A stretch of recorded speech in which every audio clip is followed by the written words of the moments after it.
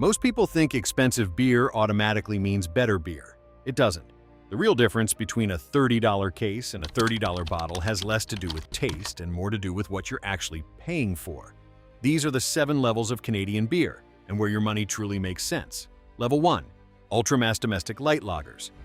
Level 1 is where most Canadian beer drinkers live. This is the world of Molson Canadian, Labatt Blue, Budweiser Canada, Coors Original, and Old Style Pilsner.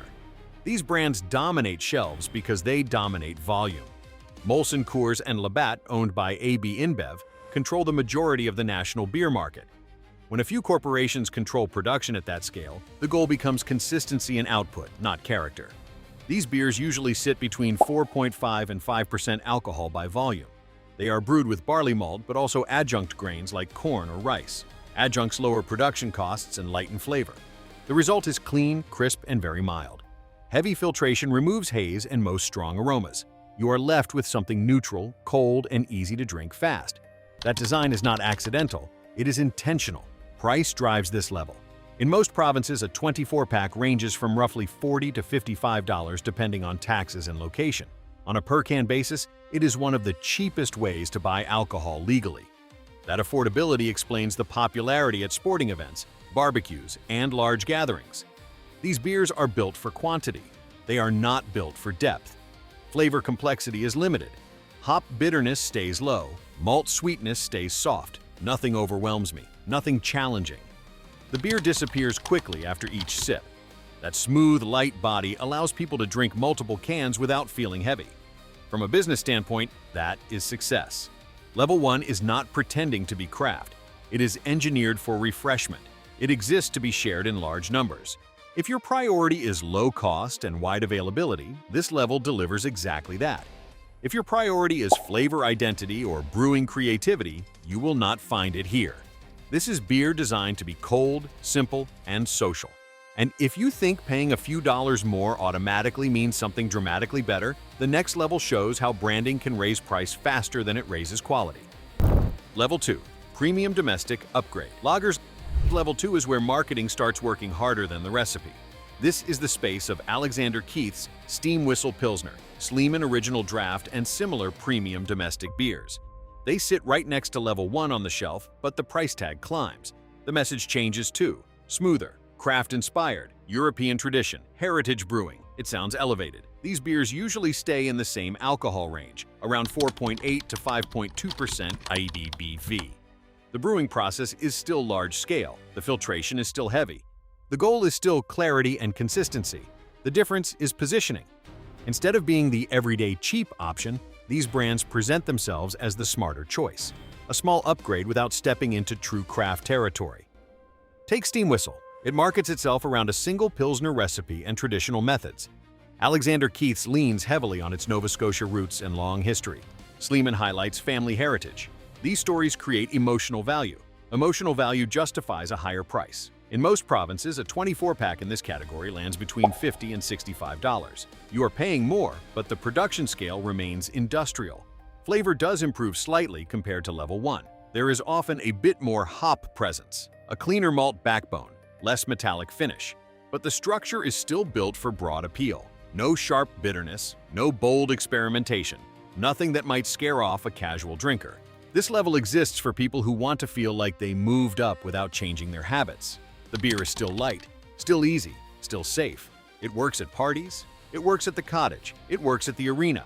The difference is mostly perception. From a value perspective, this is where you need to think carefully. For a similar price per 6-pack, many independent craft beers offer stronger ingredients and more distinct flavor. Level 2 sells familiarity wrapped in a premium label. If Level 1 was about pure volume, Level 2 is about image. And once image enters the conversation, the next level shows what happens when price drops again, but branding disappears almost entirely. Level 3. Private label and store brand beers. Level 3 is where branding fades and pricing becomes the main selling point. These are private label or store brand beers like PC Pilsner, No Name Beer, President's Choice Red, and other retailer-backed labels. You will not see big national ad campaigns for them. You will not see expensive sponsorships. What you see instead is a lower price per case and very simple packaging. Most of these beers are produced under contract by the same large breweries that operate in Level 1 and Level 2. The recipe structure often stays similar. Light malt base, adjunct grains such as corn, controlled hop bitterness. Alcohol content usually between 4.5 and 5%. The brewing scale is industrial. The difference is the label and the marketing cost, which is minimal. Price is the main draw. In many provinces, a 24-pack can sit between $30 and $45 depending on location and tax structure. That is one of the lowest price points for nationally distributed beer in Canada. For many consumers, that matters more than aroma or mouthfeel. This level exists for affordability first. Flavor expectations should be realistic. These beers are built to be neutral. Light body, mild bitterness, short finish. They are meant to be cold and uncomplicated. You will not find bold hop aroma or layered malt complexity here. The focus is drinkability and cost efficiency. The business logic is simple. Remove heavy advertising, remove expensive branding, keep production centralized, sell volume at a discount. For buyers who prioritize cost above all else, this level delivers predictable alcohol at a lower entry price. From a value standpoint, Level 3 can make financial sense. You are paying directly for production rather than image. But if flavor experience is important to you, this is still basic territory. Level 3 strips away the premium story. Level 4 is where brewing identity finally starts to matter, and where flavor begins to carry real weight. Level 4, independent regional craft breweries. Level 4 is where Canadian beer stops being generic and starts having a personality. This is the world of Beau's Lugtred, Creemore Springs Lager, Big Rock Traditional Ale, Granville Island Brewing, and dozens of strong regional breweries across Ontario, Alberta, British Columbia, and Quebec. These breweries operate at a smaller scale than national giants, and that smaller scale changes priorities. Instead of producing millions of identical cans, they focus on recipe control, ingredient quality, and brewing identity. Canadian craft breweries now number over 1,000 across the country, and while they represent a smaller share of total beer volume, they account for a significant share of premium beer revenue. Craft beer typically costs more because production batches are smaller, ingredient sourcing is more selective, and distribution networks are tighter. A six-pack at this level usually falls between $15 and $20, depending on style and province. You are paying more per can, but you are also getting more character. The difference shows up in the glass. Hops are more expressive. Malt flavors are clearer. Yeast strains are chosen for specific profiles rather than pure neutrality. Instead of a light, almost invisible finish, these beers leave an impression. Beau's Lugtred, for example, delivers a balanced malt body with subtle hop spice. Creemore Springs Lager brings a clean but fuller taste than typical mass lagers. Big Rock Traditional Ale leans into English-style malt richness that you simply do not find at lower levels. Alcohol content at this level usually ranges from 4.5 to 6.5%, similar to mainstream beer, but the structure feels different. The beer has weight, it has texture, it tastes like something intentional rather than something engineered only for scale. Craft breweries also experiment with seasonal releases, local ingredients, and community-based branding, which builds loyalty. This level is often the entry point for people who begin to care about what they drink rather than just how much it costs. The trade-off is price. Buying a full case of craft beer costs noticeably more than buying a case of domestic light lager. But the increase in flavor depth is clear. Level 4 is about identity. It is about knowing which region and which brewery you prefer. And once flavor becomes the focus, the next level pushes intensity even further with higher alcohol and stronger style choices that change the entire drinking experience. Level 5, high ABV and limited specialty releases. Level 5 is where beer stops being something you grab without thinking and becomes something you plan around. This is the territory of double IPAs, imperial stouts, Belgian-style triples, strong barrel-aged ales, and seasonal specialty drops. Alcohol content jumps fast here. Instead of the usual 4 to 5%, you are looking at 7, 8, 9, sometimes even 11% ABV. That is not a small difference. That is a structural change in what the drink does to your body and how it tastes in your glass. Canadian breweries that live at this level include Driftwood Brewery with Fat Tug IPA at 7%, Unibrew with La Fine du Monde at 9%, Dieu du Ciel with Péché Mortel around 9.5%, and Collective Arts with rotating imperial releases. These are not background beers. They are built to stand out. More malt is used, more hops are added, fermentation runs longer. The goal is intensity. With higher ABV comes heavier body, double IP. as push strong bitterness yeasts and bold aroma. Imperial stouts lean into dark chocolate, roasted coffee, and thick texture. Barrel-aged beers pick up notes from whiskey, bourbon, or wine casks, depending on the barrel type. These layers create complexity that entry-level beers never attempt. The flavor stays on your palate longer. The finish lingers. Price increases reflect that build. A single tall can at this level often ranges from $5 to $9 depending on province. Barrel-aged bottles can exceed $15. Production costs are higher because stronger recipes require more grain per batch. Aging in barrels ties up inventory for months. Limited runs reduce volume efficiency. You are paying for strength, time, and smaller scale output. There is also a cultural shift here. Hype becomes visible. Breweries announce limited drops. Social media drives lineup culture. Certain releases sell out within hours. Scarcity fuels demand. Some releases deserve that attention because of technical execution and flavor depth. Others ride momentum more than merit. That difference becomes clearer once you taste widely. High ABV changes pacing. 2 imperial stouts can equal 4 standard lagers in alcohol content. Drink them too fast, and the experience turns from appreciation to fatigue. These beers reward slow sipping. They suit colder months, tasting sessions, or small gatherings rather than large backyard parties. Flavor balance becomes critical at this level. Too much hop bitterness makes a double IPA harsh. Too much sweetness makes an imperial stout feel heavy and syrup-like. Alcohol warmth must integrate rather than burn. When brewing is precise, the result feels layered and controlled. When it is not, flaws amplify quickly because strength magnifies everything. Level 5 attracts enthusiasts who want depth and boldness. It expands beer beyond refreshment into something closer to a tasting experience. It proves that beer can carry structure, aroma, and complexity comparable to wine or spirits, but it also raises cost, alcohol impact, and expectation. Once you cross this level, beer stops being about everyday drinking and starts edging toward rarity and prestige, where availability, aging, and exclusivity matter just as much as taste itself. Level 6. Barrel-aged rarities and prestige releases. Level 6 is where beer stops being a regular purchase and starts becoming an event. This is the world of barrel-aged rarities, limited bottle releases, anniversary editions, and specialty collaborations that appear once a year or sometimes only once ever. Alcohol content often ranges from 9 to 14% ABV and sometimes higher. These are not casual drinks. They are slow, deliberate experiences.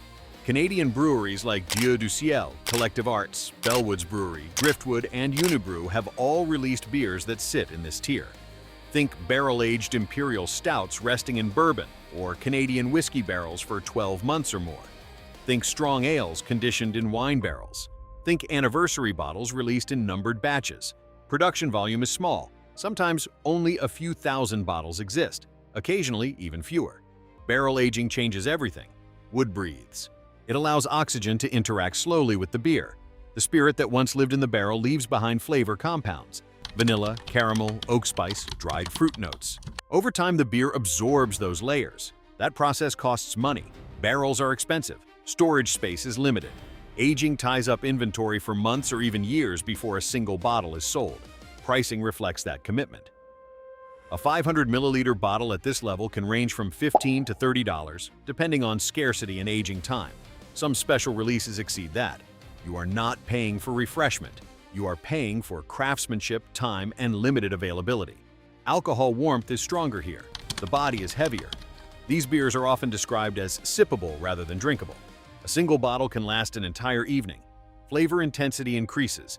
Dark chocolate, espresso, toasted oak, dried fig, molasses, spice. The finish can last minutes rather than seconds, but prestige creates risk. Limited releases generate hype. Social media builds anticipation. Lines form outside breweries on release day. Scarcity can inflate perception. Not every rare bottle is automatically superior.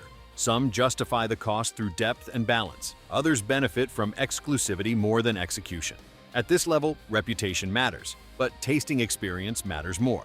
Collectors also enter the picture. Certain releases are cellared for years. Enthusiasts trade bottles across provinces. Online forums track aging potential. Unlike Level 5, where strength is the focus, Level 6 adds rarity and maturation as central themes. The beer becomes something to discuss as much as something to drink. Drinking responsibly becomes essential here. High ABV combined with heavy body demands. Patience. These beers are best shared. They are opened for occasions. They reward attention rather than speed. Level 6 represents the edge of what most drinkers will ever explore. It combines technical brewing skill, barrel science, and controlled aging into something that feels closer to fine spirits than typical beer. Beyond this point, beer leaves the world of drinking almost entirely and steps into pure collectability, where bottles exist more for display and investment than for the glass. Level 7. Ultra-rare, collector-grade, and investment beer. Level 7 is where beer leaves the fridge and enters the display cabinet. At this level, you are no longer just buying something to drink. You are buying something to own. Ultra-rare Canadian releases, discontinued vintages, extreme barrel programs, and once-in-a-decade anniversary bottlings live here. Production numbers can drop below 1,000 bottles, sometimes far below. Scarcity becomes the headline. Canadian breweries like Dieu du Ciel, Bellwoods Brewery, Driftwood, and select Quebec and Ontario craft houses have released bottles that later trade privately at prices far above retail. Limited barrel-aged imperial stouts, wild fermented blends aged for years, and collaboration projects with international breweries often anchor this tier. Some releases are bottled once and never repeated. Once they are gone, they are gone.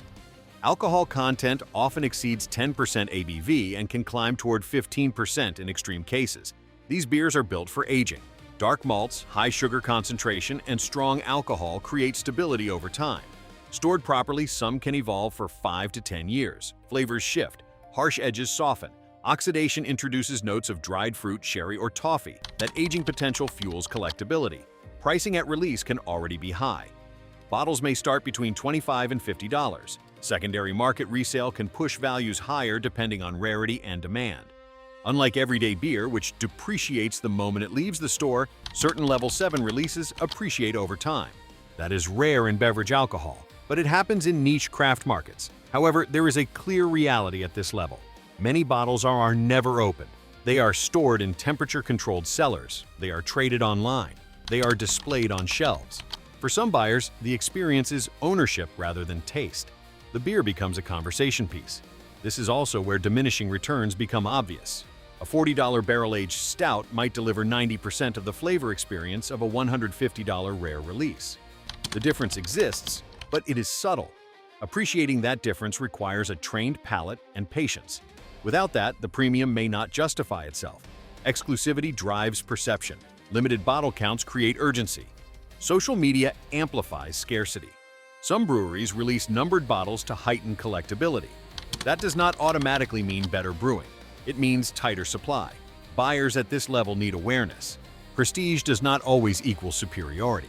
Level 7 is not about refreshment. It is not about casual enjoyment. It is about rarity, aging science, and status. It attracts enthusiasts who enjoy the hunt as much as the poor. For most drinkers, this level remains aspirational rather than practical. And once beer becomes more about display than drinking, the real question returns to where the sweet spot truly lives between quality, price, and actual enjoyment in the glass. If this breakdown is helping you understand what you're actually paying for, subscribe now. I break down Canadian beer, pricing, and value tiers like this every week.